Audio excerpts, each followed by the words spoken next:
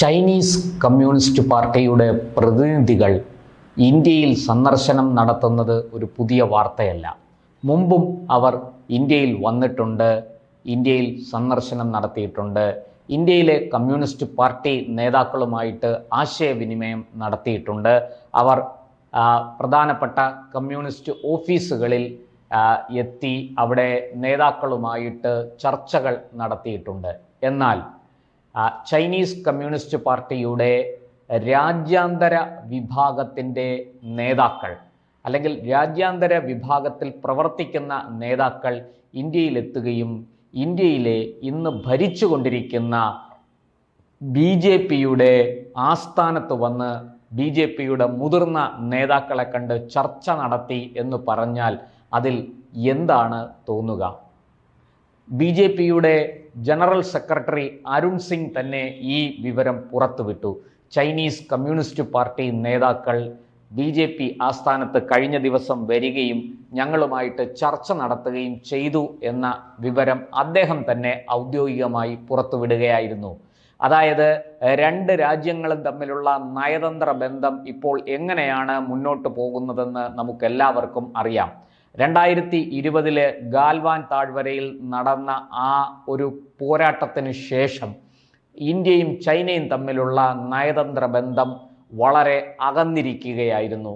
Indian പ്രധാനമന്ത്രി ചൈനയിലെത്തുകയും അവിടെ ഒരു ഉച്ചകോടിയിൽ പങ്കെടുക്കുകയും ഒക്കെ ചെയ്തു. സമീപകാലത്ത് തന്നെ ആ സംഭവം നമുക്ക് അറിയാവുന്നതാണ്.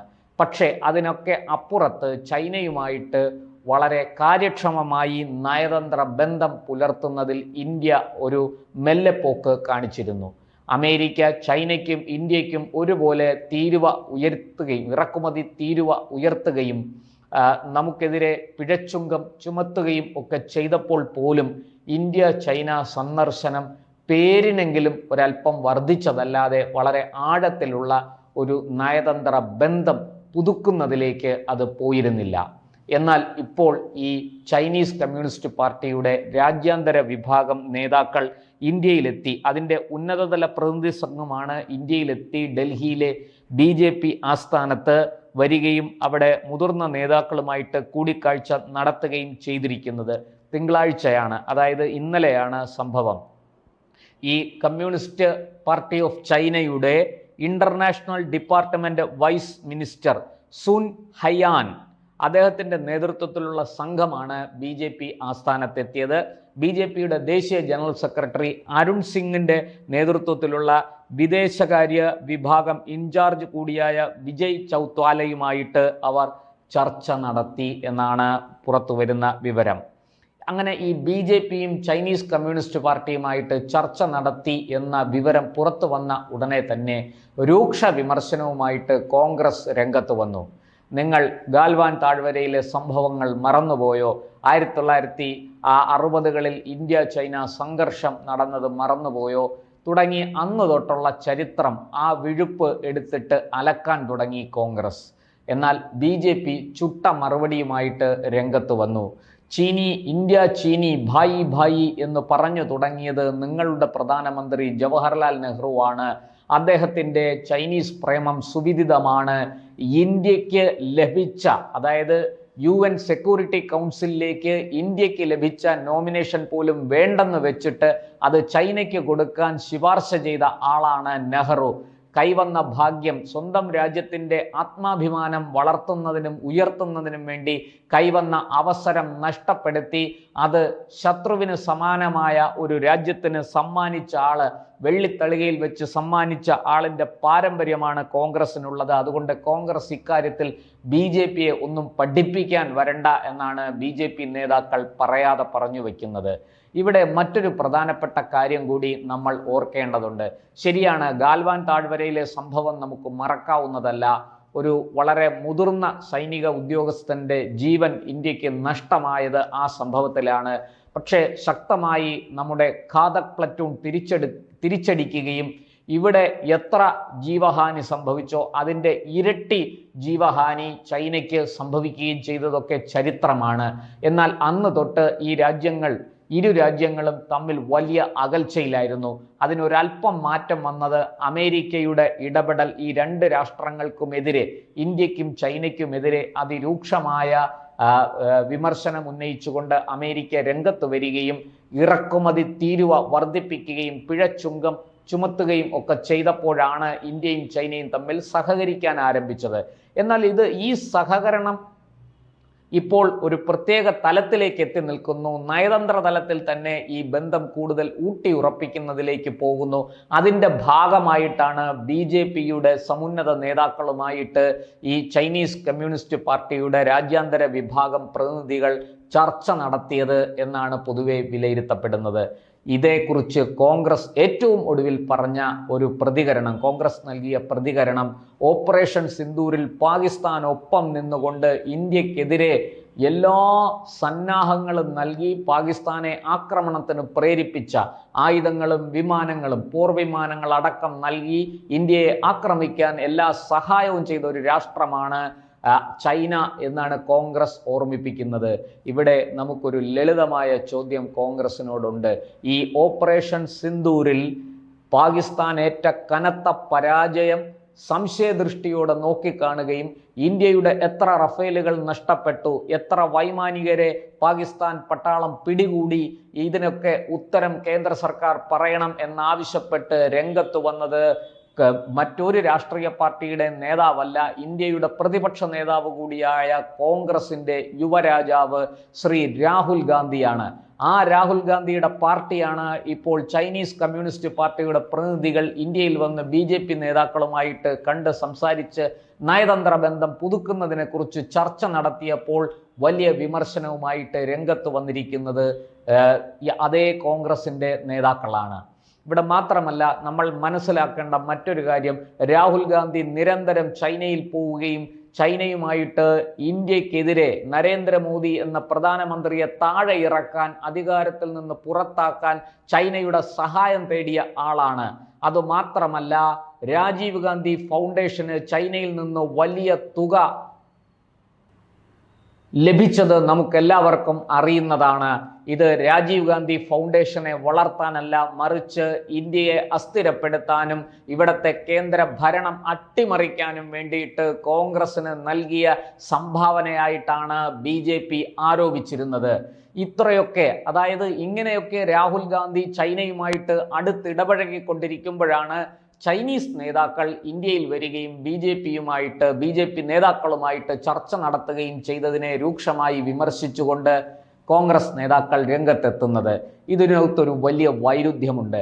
രാഹുൽ ഗാന്ധി ഒരു വശത്ത് ചൈനയ്ക്കൊപ്പം ചേർന്നുകൊണ്ട് ഇന്ത്യക്കെതിരായ നിലപാടുകൾ സ്വീകരിക്കുന്നു, മറുവശത്ത് ചൈനീസ് നേതാക്കൾ ഇന്ത്യയോട് BJPയോട് അടുക്കാനും ചർച്ച നടത്താനും തയ്യാറാകുമ്പോൾ അതിനെ വിമർശിച്ചുകൊണ്ട്, രൂക്ഷമായി എതിർത്തുകൊണ്ട് വിമർശിച്ചുകൊണ്ട് കോൺഗ്രസ് നേതാക്കൾ രംഗത്ത് വരികയും ചെയ്യുന്നു. ഇത് കോൺഗ്രസിന്റെ ഇരട്ടത്താപ്പാണെന്ന് വ്യക്തമാണ്. എന്തായാലും ചൈനയ്ക്ക് ബോധം തിരിച്ചു കിട്ടിയിരിക്കുന്നു, തിരിച്ചറിവുണ്ടായിരിക്കുന്നു എന്നാണ് പൊതുവെ വിലയിരുത്തപ്പെടുന്നത്. ചൈനയെ സംബന്ധിച്ച് ഈ പറഞ്ഞതുപോലെ ഇന്ത്യയുമായിട്ട് ചേർന്ന് മുന്നോട്ട് പോകുന്നതാണ് ചൈനയ്ക്ക് ഏറ്റവും നല്ലത് എന്ന് ചൈനയ്ക്ക് തന്നെ അറിയാം. കാരണം അമേരിക്ക ഉയർത്തുന്ന വെല്ലുവിളി വളരെ വലുതാണ്. അതേസമയം ഇന്ത്യ ചൈനയ്ക്ക് നേരെ അത്തരം വെല്ലുവിളികളൊന്നും ഉയർത്തുന്നില്ല എന്നുള്ളത് നമുക്കെല്ലാവർക്കും, ഇന്ന് ലോകരാഷ്ട്രങ്ങൾക്ക് തന്നെ ബോധ്യമുള്ള ഒരു സംഗതിയാണ്. മാത്രമല്ല, ഇന്ത്യയുടെ ഭൂമി അന്യായമായി ചൈന കൈയടക്കി വെച്ചിട്ട് പോലും ഇന്ത്യ ഒരു സഹിഷ്ണുത ഇതുവരെ കാണിച്ചിട്ടുണ്ട്. ചർച്ചകളിലൂടെ ഈ പ്രശ്നം പരിഹരിക്കാനാണ് ഇന്ത്യ എക്കാലത്തും ശ്രമിച്ചിട്ടുള്ളത്. മാത്രമല്ല, ഇപ്പോൾ ഈ മാറിയ ലോകക്രമത്തിൽ റഷ്യയും ചൈനയും ഇന്ത്യയും ഒരുമിച്ച് നിൽക്കുന്ന ഒരു പുതിയ ലോകക്രമം ഉണ്ടായി വരണം എന്ന ആവശ്യം പൊതുവെ ഏഷ്യയിൽ ശക്തമാണ്. അതുമാത്രമല്ല, ബ്രിക്സ്, നമുക്കറിയാം, ബ്രിക്സ് രാഷ്ട്രങ്ങളുടെ ആ കൂട്ടുകെട്ട് നമുക്ക് നല്ലവണ്ണം അറിയാം. Brazil, Russia, India, China, south Africa എന്നീ രാജ്യങ്ങൾ ഒത്തുചേർന്നുകൊണ്ട് ഒരു പുതിയ ഒരു ലോകക്രമം ഉണ്ടാക്കാനുള്ള ശ്രമമാണ്. ലോകത്തൊരു പുതിയ സമ്പദ് വ്യവസ്ഥ ഉണ്ടാക്കിയെടുക്കാനുള്ള കഠിന പരിശ്രമത്തിലാണ് എന്ന് നമുക്കറിയാം. ഈ സാഹചര്യങ്ങളെല്ലാം വെച്ചുകൊണ്ട് നോക്കുമ്പോൾ ചൈന ഇന്ത്യയുമായിട്ട് സഹകരിക്കാൻ ചൈനീസ് കമ്മ്യൂണിസ്റ്റ് പാർട്ടിയുടെ നേതാക്കൾ തന്നെ നേരിട്ട് ഇന്ത്യയിലേക്ക് വരുന്നതിനെ നമ്മൾ അനുകൂലിക്കണോ പ്രതികൂലിക്കണോ? ഈ ചോദ്യമാണ് ഉയരുന്നത്. കോൺഗ്രസിനെ സംബന്ധിച്ചിടത്തോളം ഈ കേന്ദ്ര സർക്കാരും നരേന്ദ്രമോദിയും BJPയും എന്തൊക്കെ ചെയ്താലും അതിനെയെല്ലാം രാഷ്ട്രീയമായി എതിർക്കുക, വിമർശിക്കുക, കുറ്റം പറയുക എന്നതിനപ്പുറത്തേക്ക് രാജ്യത്തിൻ്റെ നന്മയെക്കുറിച്ച് അവർ ചിന്തിക്കുന്നതേ ഇല്ല എന്ന് വ്യക്തമാണ്. ഇവിടെ ഈ ചൈനീസ് കമ്മ്യൂണിസ്റ്റ് പാർട്ടി നേതാക്കളുടെ വരവിനെ പോസിറ്റീവായിട്ട് കാണുകയാണ് BJP കാര്യത്തിൽ ചൈനയുമായിട്ട് മികച്ച നയതന്ത്ര ബന്ധം പുലർത്തണം എന്ന നിലപാട് തന്നെയാണ് BJPക്ക് രാഷ്ട്രീയമായിട്ടുള്ളത്. BJP അതിൽ നിന്നും പിന്നോട്ട് പോകാൻ തയ്യാറല്ല. എന്നാൽ മുമ്പ് ഉണ്ടായിരുന്ന അതിർത്തി പ്രശ്നങ്ങളടക്കം ചൈനയുമായിട്ട് നിലനിൽക്കുന്ന എല്ലാ വിവാദ വിഷയങ്ങളും ചർച്ചയിലൂടെ പരിഹരിക്കണമെന്നും BJP ആഗ്രഹിക്കുന്നു. മറിച്ച് ചൈനയുമായിട്ട് നേരിട്ട് ഏറ്റുമുട്ടാനല്ല, ഒരു പക്ഷേ ഏഷ്യയിലെ രണ്ട് വൻ ശക്തികൾ അത്തരത്തിൽ പരസ്പരം പോർ വിളിക്കുമ്പോൾ അതുകൊണ്ടുണ്ടാകുന്ന നഷ്ടം വളരെ വലുതാണ്. മറിച്ച് ഇപ്പോൾ ഈ രണ്ടു പേർക്കും ഒരു പൊതു ശത്രു ഉദയം ചെയ്തിരിക്കുന്നു. അത് ലോക വിപണിയെ നിയന്ത്രിക്കുന്ന അമേരിക്കയാണ്. ആ അമേരിക്കയെ ഒതുക്കി നിർത്താനും പാഠം പഠിപ്പിക്കാനും ഇന്ത്യക്ക് ചൈനയുമായിട്ട് സഹകരിക്കുന്നതിൻ്റെ മേഖലകൾ കണ്ടെത്താൻ കഴിയണം. അങ്ങനെയെങ്കിൽ ഈ അമേരിക്ക ഉയർത്തുന്ന വെല്ലുവിളിയെ വലിയൊരളവ് വരെ ഇന്ത്യക്കും ചൈനയ്ക്കും ചേർന്ന് തടഞ്ഞു നിർത്താനാകും. അതോടുകൂടി ലോക പോലീസ് ചമയുന്ന അമേരിക്കയുടെ ധാർഷ്ട്യത്തിന് മുഖത്തേറ്റ അടിയായി തീരുകയും ചെയ്യും അത് എന്ന് പൊതുവെ വിലയിരുത്തപ്പെടുന്നു. നയതന്ത്ര വിദഗ്ധരാകട്ടെ, വിദേശകാര്യ വിദഗ്ധരാകട്ടെ, ഈ ചൈനീസ് കമ്മ്യൂണിസ്റ്റ് പാർട്ടിയുടെ നേതാക്കൾ ഇന്ത്യയിലേക്ക് വരികയും BJP നേതാക്കളുമായിട്ട് ചർച്ച നടത്തുകയും ചെയ്തത് ഒരു നല്ല കാര്യമായിട്ടാണ് കരുതുന്നത്. അവർ അതിനെ വളരെ പോസിറ്റീവായിട്ട് കാണുന്നു. ചൈനയുമായിട്ട് ഒരു അകൽച്ചയും വിദ്വേഷവും വെറുപ്പുമല്ല ആവശ്യം, മറിച്ച് സഹകരിക്കാവുന്ന മേഖലകളിലൊക്കെ ചൈനയും ഇന്ത്യയും തമ്മിൽ സഹകരിക്കണം. കാരണം ഏഷ്യയിലെ വലിയ മൂന്ന് വൻ ശക്തികളാണ് റഷ്യ, ചൈന, ഇന്ത്യ. ഈ മൂന്ന് രാഷ്ട്രങ്ങളും ഒരുമിച്ച് നിൽക്കേണ്ടത് മാറിയ ലോകക്രമത്തിൻ്റെ ഒരു ആവശ്യം കൂടിയാണ് എന്ന് പൊതുവെ വിലയിരുത്തപ്പെടുന്നു. എന്തായാലും രാഹുൽ ഗാന്ധിയുടെയും കോൺഗ്രസിൻ്റെയും ജൽപ്പനങ്ങൾക്ക് BJP വലിയ പ്രാധാന്യമൊന്നും കൊടുക്കുന്നില്ല. അവർ അതിനെ പുച്ഛിച്ച് തള്ളിക്കൊണ്ട് മുന്നോട്ട് പോവുകയാണ്. ചൈനീസ് നേതാക്കളുമായിട്ട് വേണ്ട വിധത്തിൽ ചർച്ച നടത്തി BJP. ഒരു പക്ഷേ ഇനി BJPയുടെ ഉന്നതരായ നേതാക്കൾ ചൈന സന്ദർശിച്ചേക്കും. അവർ അത്തരത്തിലുള്ള നീക്കങ്ങൾ ആരംഭിച്ചിട്ടുണ്ട്. ചൈന ഈ പറഞ്ഞ BJP നേതാക്കളെ അങ്ങോട്ടേക്ക് ക്ഷണിച്ചിട്ടുമുണ്ട് എന്നാണ് ലഭിക്കുന്ന വിവരം. എന്തായാലും നമുക്ക് ഈ പറഞ്ഞ ഇന്ത്യ ചൈന സഹകരണത്തിൻ്റെ ഒരു പുനർനിർമ്മാണം, അല്ലെങ്കിൽ ഈ പറഞ്ഞതുപോലെ ഇടയ്ക്ക് അകന്നുപോയ രണ്ട് വൻ ശക്തികൾ തമ്മിൽ വീണ്ടും അടുക്കാനുള്ള ഒരു സാഹചര്യം സൃഷ്ടിക്കപ്പെടുകയാണ് എന്ന് തന്നെ നമുക്ക് കരുതാം.